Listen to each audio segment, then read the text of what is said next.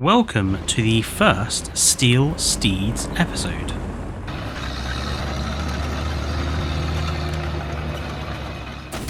Hello and welcome back to Triclaw Gaming with me, Fletcher, and welcome to the first of what I'm calling my Steel Steads video series. Just to introduce what I'm doing here, I want to use some of my own history knowledge and that history teacher degree of mine to give you folks the real life stories behind some of my favourite vehicles in Warthunder, a game I especially love to play and have played here on the channel. Each episode is going to be a combination of the real world historical facts and then some Warthunder gameplay, so stick around for that at the end, and of course if you like these sorts of videos, let me know down in the comments and give us a like while you're there. If you haven't yet subscribed, please consider doing so as it helps us get closer to that 1000 sub target. So what is today's Steel Steed? Well, I thought I would start with one of the most important tanks of the war.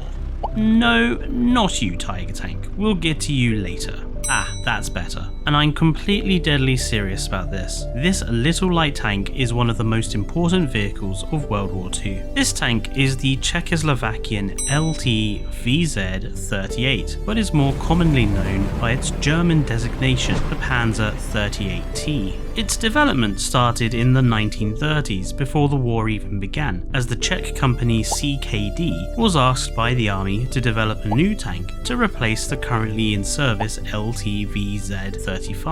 This new tank design would feature better armour, a more powerful engine, and a different suspension system to the 35T, using large road wheels connected to leaf spring suspension. The prototype of the LT-VZ-38 was shown off to the top military brass at the start of July 1938. The 38T is pretty standard for a light tank of its time. The vehicle is not particularly large, only around 4.5 meters long and about 2 meters wide. This makes it similar in size to a modern large off-roader. The main hull is protected by 25mm or 1-inch thick armour plate in the earliest versions, which is pretty similar to other tanks of the time. In later versions, onwards from what the Germans designated their Aus E variant, the frontal hull armour would be increased to 50mm by the addition of a new plate bolted to the front. Each tank had a crew of 3 as standard, a driver and radio operator in the hull, while the tank's commander was located in the turret. However, this meant that the commander was also the gunner and loader, overworking his position.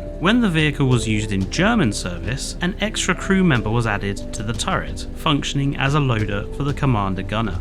The engine was located in the rear, which is pretty standard for all World War II tanks, and was a petrol-fueled 6-cylinder engine with around 125 horsepower. Thanks to being fairly light as a tank, this allowed the 38T to reach a top speed of around 25 miles per hour on road, or around 10 miles an hour off-road. The main armament of the 38T was a 37mm L48.7 gun, made by Skoda, and they are the same people who make the cars now. This sort of weapon is again pretty comparable to other guns of the same period, with calibers between 20mm and 47mm being common on tanks of this time and size. Originally, the Czech-made shells that this weapon could fire would only penetrate around 28mm of enemy armour at about 600 meters distance, and there were some problems with this shell, which included the large amount of smoke it generated that made observation of the target after firing difficult. In German control, the 38T got new ammunition. The new 37mm shell had increased weight thanks to a new cap on the end of the round and more explosive filler inside it. It also came with a tracer to help observation after firing.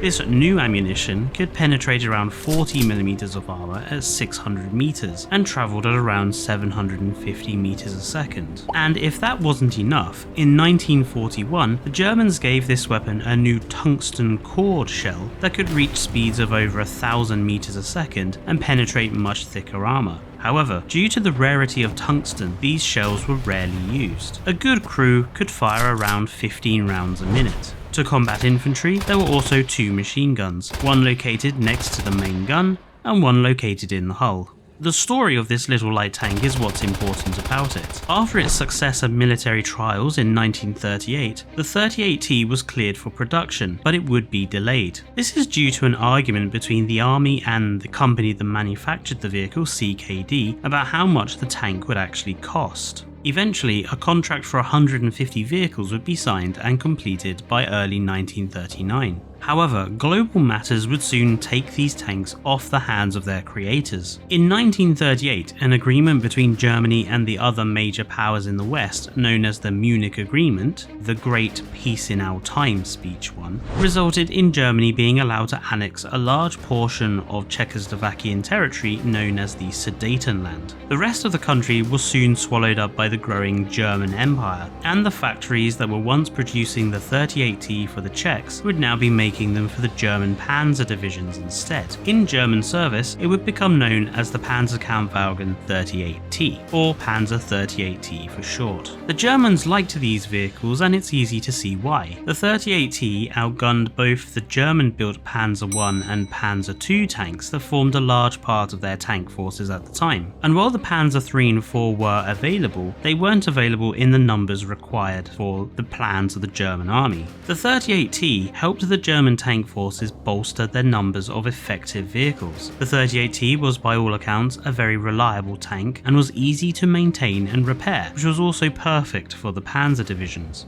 The 38T saw its first battle with the Germans during the invasion of Poland in September 1939, where over 50 of these vehicles were part of the 67th Tank Battalion, part of the 3rd Light Division under the command of Colonel von Rundstedt. The first 38T would be knocked out on the 6th of September 1939 by a Polish anti-tank gun, and by the end of the Polish invasion, 7 of these vehicles would be lost, but all would be repaired. During the invasion of France, far more of these vehicles would be in use, with 91 of these vehicles being part of the 7th Panzer Division and 116 being part of the 8th Panzer Division. Initially, the 7th Panzer Division made good progress with attacking French tanks. However, when they reached the British vehicles around Arras, the 38T's gun was found to be ineffective against the most thickly armoured British tanks. Only 6 38Ts would be lost, however. The 8th Panzer Division would also see significant battles, and by the end of May 1940 would claim 18 heavy and 295 light tanks destroyed for the loss of only 20 38Ts. However, it would be the invasion of the Soviet Union in 1941 that would be the death knell to the 38T. The Soviet Union would field much more dangerous and powerful machines than the 38T had encountered. The T-34, for example, one of the most legendary tanks of the war, was practically impervious to the 38T at almost any range, unless it was being attacked from the rear. So why do I think this is one of the most important vehicles of the war? Well, firstly, the 38T arguably gave the German Panzer divisions the firepower and the numbers needed to be successful in their early invasions of Poland and France. Both the German-made Panzer I and II were significantly weaker than the 38T,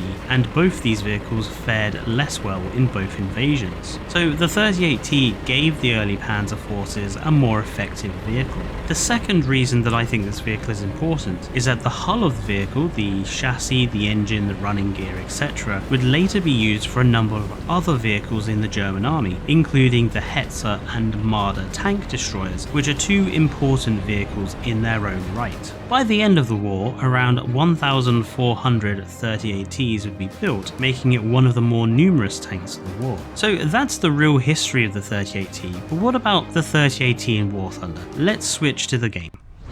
So here we are in Warthunder, and here is our Panzer 38T House A version, and we can see that this is the German version, so we have a 4-man crew. Look at them, they are wedged in there pretty tightly, aren't they?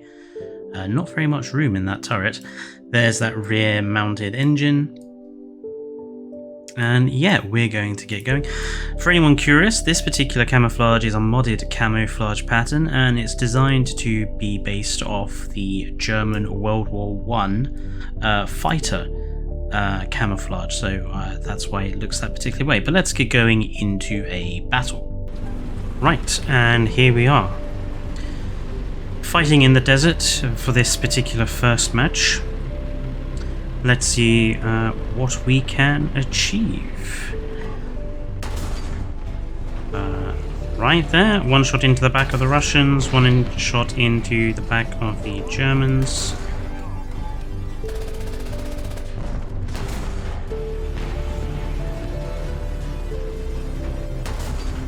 There you go. There's our first kill. There's an American Stuart. Ooh. Wow, bounced off the front of the turret. Blow up in his commander's copula. The Stug bounced off his tracks. Oh shoot, that's a bomb. Oh, that killed my ally. Has me exposed now. I'm gonna have to run into the transmission block of the Stug there. In through the side armor, target destroyed. Nice. I believe that's kill number 2, 3. STRV there. Ooh, straight into the amidships. Hit the engine. Hit the engine again. Bounced off the radiator. The rounds this thing fires can be problematic at times. They kind of don't have very much explosive inside, so when you fire it, you may have to use 2 or 3 shells. There you go, he's on fire. And he's dead. Panzer IV there, he see me. Ooh. Put one straight through the side of my turret, look at the hole in there. He's probably gonna kill me. I'm gonna drop artillery on him.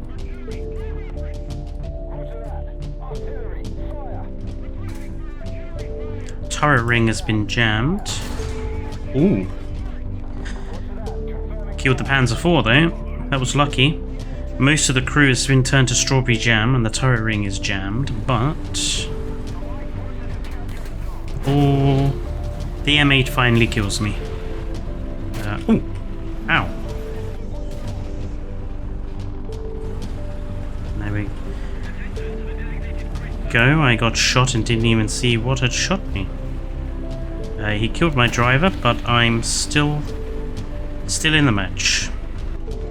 Ooh, in the back of that M8. And I'll take an assist, that's fine. Oh, that SIG bouncing around.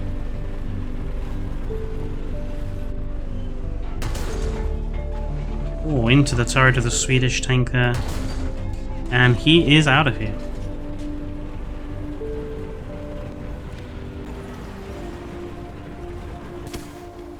Ah, shot from behind.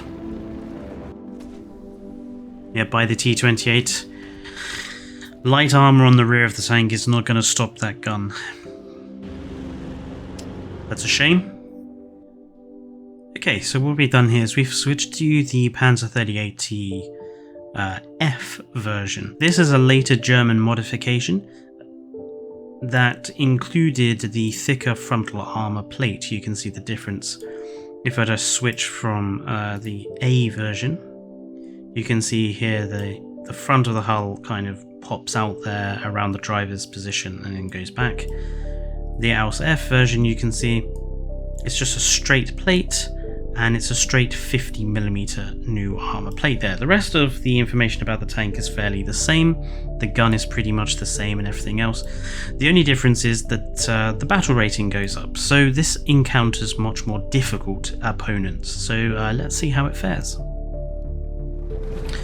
So what we've got here is we've got some of the standard armor piercing rounds, and then we've got some of the tungsten cord rounds that I spoke about in the historical bits, which have better armor penetration but have no explosive filler. And we are going to encounter much more dangerous opponents.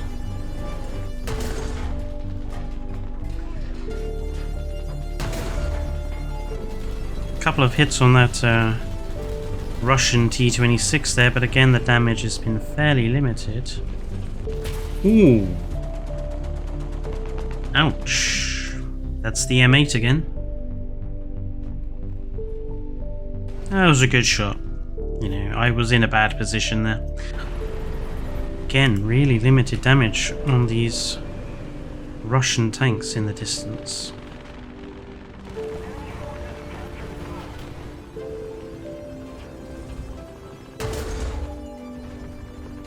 There we go, bouncing off the American tanks. This is the main problem with the 38T. Once you get slightly higher up the battle rating, you just don't have the armor penetration for some of these tanks we're encountering. Okay, let's hope this time round we get a slightly better result than dying to those tanks that we basically couldn't hit in the last match. Ah, missed him. Oh, in the fuel tank.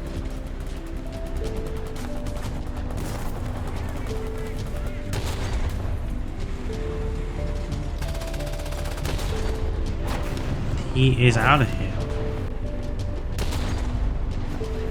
Ooh, just missed. Yeah, I'm not facing him head on.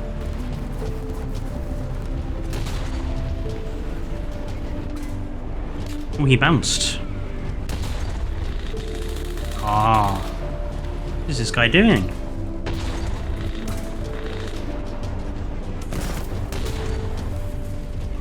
There's his turret crew dead.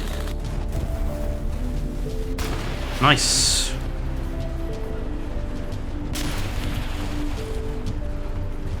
He could have killed me if he bothered to take the time to aim his shots properly, but he didn't. He didn't even damage me. That was just embarrassing.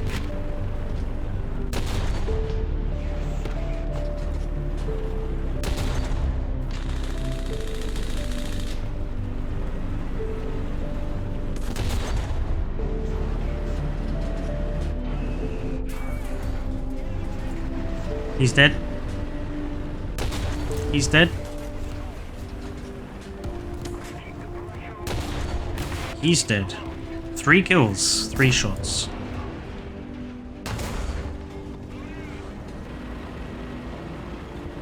Okay, I think this match is almost pretty much won.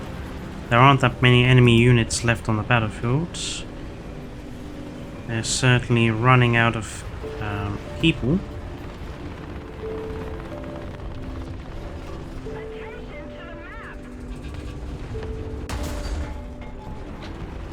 Let's go and help that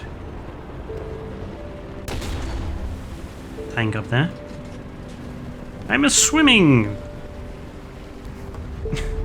I do like the water in this game. Looks really nice. So, that was some gameplay of both the Panzer 38T-A and Panzer 38T-F on Warthunder. Overall, it's a fairly fun little light tank. I quite enjoy playing it. It's quite a forgiving vehicle, quite an effective vehicle, and yeah, it's just one of those nice little German tanks to play as. I hope you enjoyed finding out about the real history of this vehicle, as well as the Warthunder gameplay of this vehicle. Let me know down in the comments if you like this video, and I will be doing more of these as the months go on.